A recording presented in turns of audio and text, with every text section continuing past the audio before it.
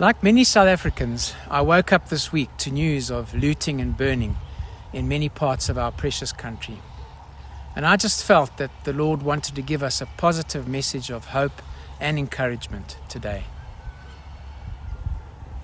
Throughout history, the members of the body of Christ have been called to pray for their countries and the people that live in them.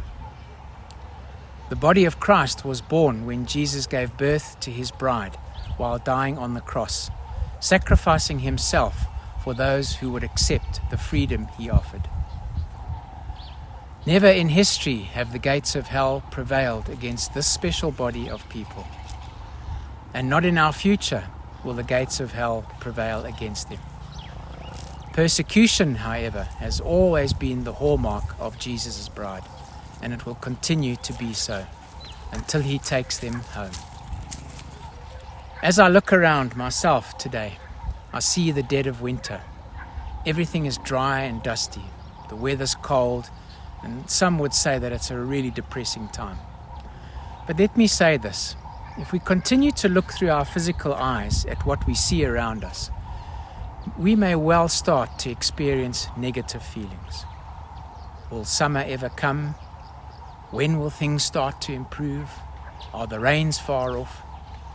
When really what we need to understand is that as desperate as this winter scene looks, it is part of God's government, perfectly planned and structured for the specific purpose of ensuring the future of nature and therefore our world.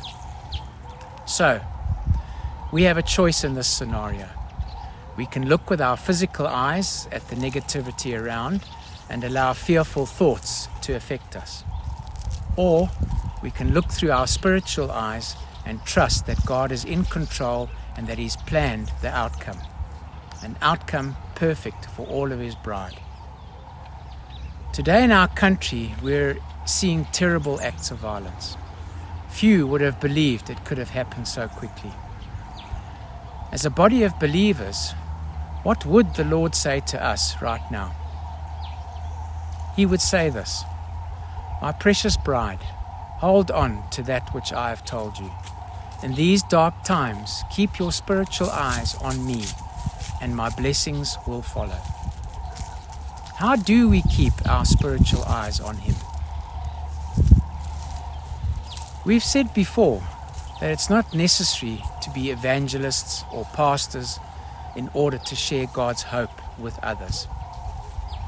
We simply share our own experience of him wherever we feel led to do so. Nothing more, nothing less. Many in our country have now lost hope. It's an ideal time for us to be used to guide them to the source of all hope. In his word, we find God's character and we learn how he does things. And this will help us to have peace in times of turmoil. This is one way we hear God speaking to us, and the way we can ask God to help our country and all the people in it. Pray for the salvation of those perpetrating this violence, so that their spiritual eyes may be opened and they will come to know the author of peace. Perhaps we're used to going to a church gathering, which now, as we know, are temporarily closed. But this doesn't prevent us from meeting together within the confines of the law. It is here that we find encouragement through one another and are able to meet the physical needs of others. The more we do these things, and the accent here is on do, then the more we stay focused on him. We've heard much talk of revival in our land. It's no use us waiting for the revival to come and then joining it. The revival is within us now, and we all need to be sharing it with those around us. Jesus tells us that it is those who do the will of the Father that will inherit the kingdom. And remember, doing his will, that means around you and I as we are led.